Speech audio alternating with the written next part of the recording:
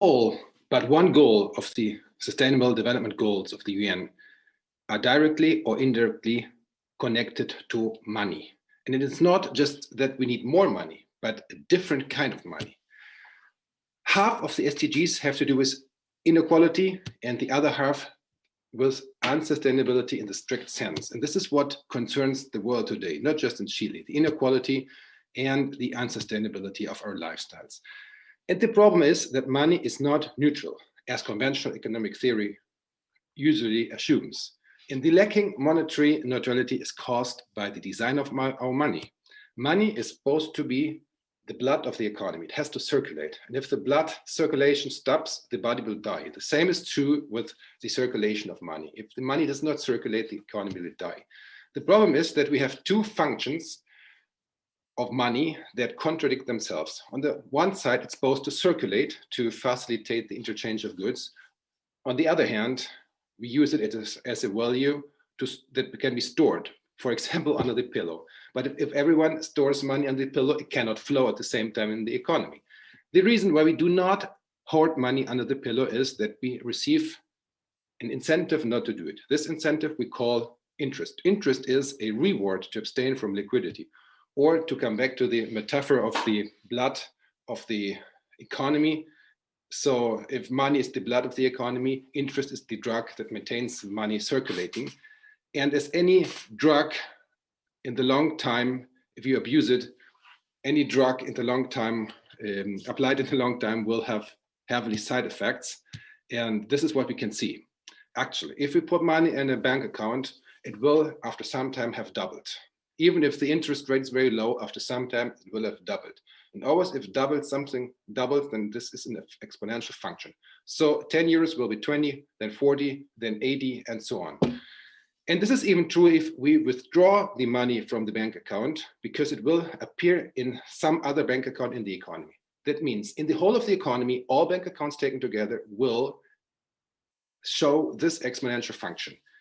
Well, and this is very difficult for us to understand what this really means. So to make it easier to understand, I usually use this example. Imagine Jesus had inherited just 1 cent from his father Joseph. And if he had put this money in a bank account with 5% annual interest rate, how much would this be today? The answer is today that would be 400 billion planets Earth of pure gold. Now we can already start understanding that this system has to collapse and also bring about other heavily side effects, not just the collapse. Since there's no interest paying without debt, the total debt of the economy has to grow in a likewise manner as deposits. This is a mathematical fact. There is no interest without debt. If deposits grow, debt have to grow. And this is why any unit of money someone has on a bank account, someone else has to have as debt. And actually find this written on every dollar of the every bill of the dollar. This now is legal tender for all debts, public and private. It's not to buy a car, food. It is to build infrastructure. It is to pay debt. Money is the counterpart of debt. And here we can see for the US money supply and debt that they develop exponentially and exactly the same. It's a mirror. It has to be the same because there's no interest paying without debt, or to say it in words of Nobel Prize winner Frederick Soddy, money is a credit relation from which none can effectually escape.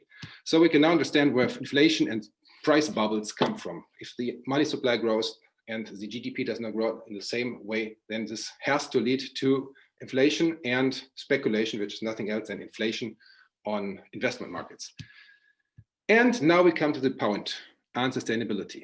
The unsustainability has to do with the obligation to grow. We always have to grow and to grow and to grow. This is not understood in economics. We have to grow and we have growth models, but we don't know why we have to grow. Why actually we have to grow? And this has to do with the debt which grows, which someone has to pay. And even if I'm not indebted as a business, maybe I'm lucky I don't have any foreign capital. So I have to grow because of inflation, and my employees want to be adjusted, to have adjustments in their salary. And even if I'm lucky, if they don't want, I still wouldn't want adjustments. I still have to grow because interest is the opportunity cost of any productive investment. If my business does not return a yield or yield a return that is at least as high what the bank would pay me, it does not make sense. I would close my business. So interest rate is the rhythm after which the economy has to dance and not just a fetish. The problem is, as already Aristotle pointed out, it's impossible on a finite planet to grow infinitely. And as we know from first and second law of thermodynamics, we cannot produce something out of nothing. Everything we produce will end up as waste. So it's obvious that we destroy our environment. This is even true for renewable resources. Then if you keep on growing at a faster pace, then the reproduction rate of the natural renewable resources, we will also overexploit renewable resources. To put it in the word of Hermann Daly, anything in nature that does not reproduce itself, the rhythm of interest rate is a strong danger of extinction. And we can now understand where unemployment comes from. Not all businesses manage to grow, so some use other strategies. The other strategy would be to save money, to save costs. And so as to make the return on investment not go beyond interest as opportunity cost. So the most important cost position usually is the human workforce, and this is why there's a strong pressure to either grow or replace human workforce by machines. And if the machine is old, then the machine will have to look for a new job. And now we come to the second most important point, the poverty or inequality. If we have the deposit growing here, and we said already that debt has to grow in the likewise manner, so debt mirrors the money supply, and the difference from this point to this point, this is the wealth gap. This is the most important reason for unemployment, for inequality, in my opinion. If you can see this even in countries which are not supposed to be so unequal, like in Germany, here we see the financial assets and the debt. The difference is the inequality, and it's not just inequality, it's an unjust inequality, because someone receives not because of his own work and his own effort, but because of the effort of the one he gets indebted. Money does not work, nor does it have offspring, as already Aristotle pointed out. But we do not recognize this fact because we use money and capital as synonyms. How can we change this? German immigrant Silvio Gesell to Argentine 100 years ago saw the two financial crises in short times, and he saw that this has to do with money that does not circulate. The reason why money circulates today is the positive interest rate, and interest rate brings along the increasing deficits and debt.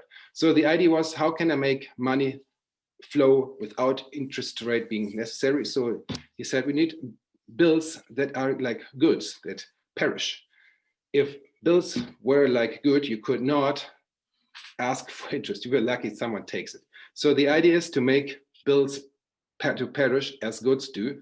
So you put some stamps on it, which is like 1% of the whole nominal value of the bill, which is almost nothing, but a good incentive to not to hoard the money too long time. So every month you have to put this stamp on it, and if you don't put it, it doesn't have any value. Strong incentive to either spend it, invest it, or make it, lend it for free. Well, this has been successfully applied in many cities. The most successful ones were Schwanenkirchen and Wörgl, when they pulled the cities out of the Great Depression. The bill we actually saw was a real bill that existed, and there have been also experiments in Liechtenstein, Switzerland, France, Spain, and 30 cities in the US. Even the dollar, there was supposed to be a dollar based on this idea, but the idea did not pass the Congress. Of course, today we would not have to put stamp scripts on bills. We could use electronic banknotes or cash card, anonymous cash cards with negative interest rate. The bills are nothing else than a negative interest rate, or make a monetary policy by central banks with negative rates, which the central banks actually trying, but not because they understood Silvio Gesell, but to foster the economy, which would be the contrary to what we want.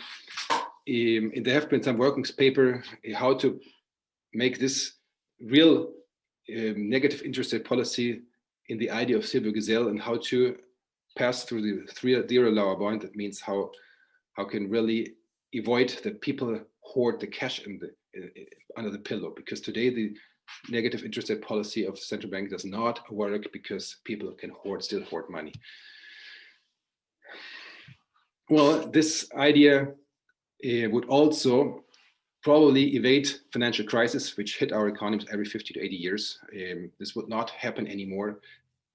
The crisis comes about because debts grow until there will be big default on a larger scale by many people and banks go bankrupt. This would not happen anymore, and we would this way be more prepared for external shocks like COVID.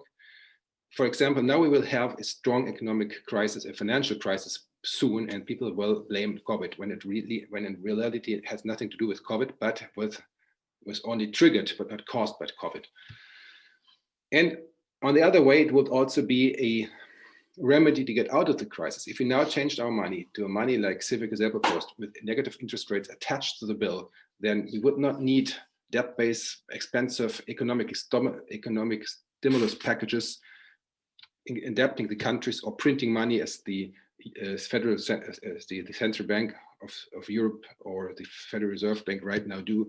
This is how they blow up the money base even before COVID. Now they put a 1.3 billion euro liquidity bazooka into the market. So soon we'll have like a bubble that goes like this. And all this money, this printing money does not really serve because money is hoarded under the pillow. This is the cash hoarding in Europe. People use cash to hoard it under the pillow. And instead of printing ever more money that does not flow, we should use money that does flow. And so we would not need any more money or more debt, but only money that flows. And this has also been, and I'm very happy about this, mentioned or discussed by senior vice president and economist of the Federal Reserve Bank in St. Louis. He called this hot money credit, which is nothing else than Sylvia Excel money. In the end, I would like to make the bridge to the human scale development approach of my dear colleague Manfred Max-Neef, who I was asked to pay homage. He died, passed away last year in August, and one of his favorite, and he was got very famous because of his development human scale approach.